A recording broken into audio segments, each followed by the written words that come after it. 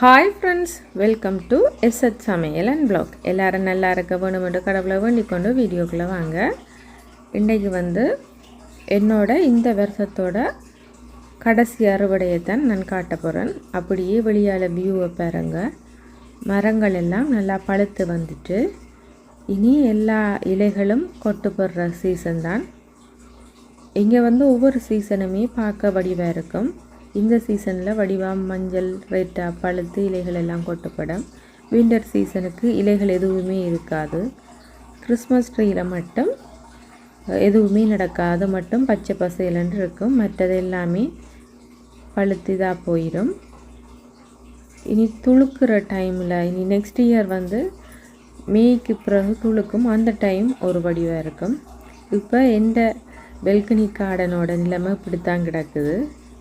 குளிருக்கு எல்லாமே இதாக போயிட்டு இனி இதில் உள்ள காய்கள் எல்லாத்தையும் பறிச்சுட்டு விட வேண்டியது தான். புதினா மட்டும் இன்னும் பழுக்காமல் அப்படியே இருக்குது. மற்றதுலெல்லாம் இதாக போயிட்டுது. இப்போ நான் பழுத்த தக்காளி மற்ற பிஞ்சாக இருக்கிறது எல்லாமே பிடுங்குறேன்னு என்னடா இனி இதுக்கு தண்ணி விடுறதுக்கு வெளியே வரையிலாது. குளிர் ஸ்டார்ட் ஆகிடும். இனி காய்களும் பெருசாக பெருக்காது, அப்படியே தான் இருக்கும். அதால் இருக்கிற எல்லாத்தையுமே நான் கையோட பறிக்க போகிறேன். புதினா மட்டும் அப்படியே இருக்கும் வரையும் இருக்கட்டும். இதில் உள்ள பச்சை மிளகாய் எல்லாம் சிலது பழுத்து வந்துட்டு, பச்சை மிளகாய் நான் ஜூலை மாதத்துலேருந்து பச்சை மிளகாய் கடையில் வாங்கவே இல்லை. இப்போ வரைக்கும் என்னோடய மரத்து காயத்தான் பாவிச்சு கொண்டிருக்கிறேன். இப்போ பிடுங்குற பச்சை மிளகாய் அவ்வளவும் குறைஞ்சது எனக்கு இந்த மாதம் கடைசி வரையும் நான் பாவிக்கலாம். இனி டிசம்பரில் தான் நான் இனி பச்சை மிளகாய் வாங்க வேண்டும். அதே மாதிரி தான் தக்காளிக்காய் ஒரு தரமோ 2 தரம் தான் கடையில் வாங்கியிருக்கிறேன். மற்றபடி மரத்தில் பழுக்கிற காயில் தான் அப்பப்போ பிடுங்கி சமைக்கிறேன். நான் 2-3 நாள் நான் பெல்கனி பக்கம் வரையில் பழங்கள் எல்லாம் கீழே விழுந்து கிடக்குது பழுத்து. மற்றது காயாக இருக்கிறதுகள் எல்லாத்தையுமே நான் பிடுங்குறேன். மரங்கள் வைக்கிறதால உண்மையிலேயே நிறைய பிரயோசனம்.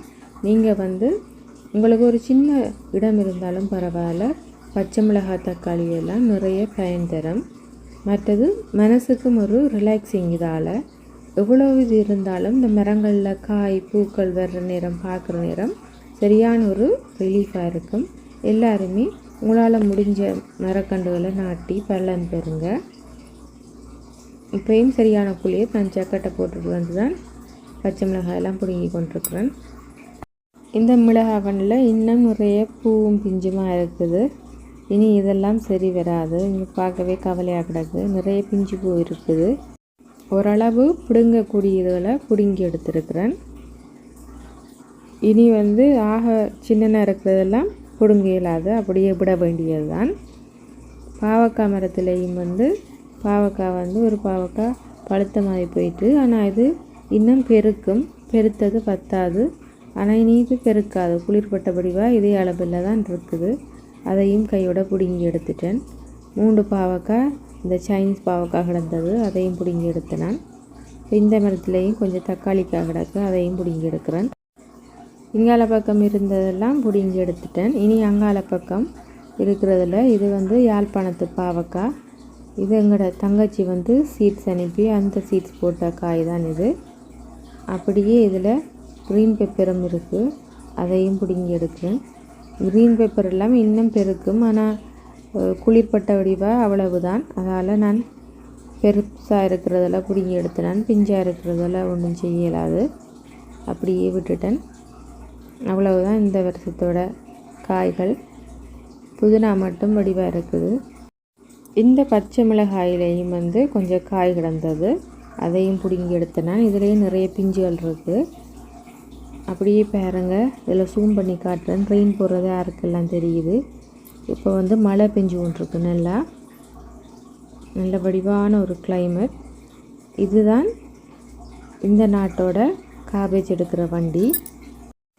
இதுதான் என்னோட இந்த வருஷத்தோட கடைசி அறுவடை.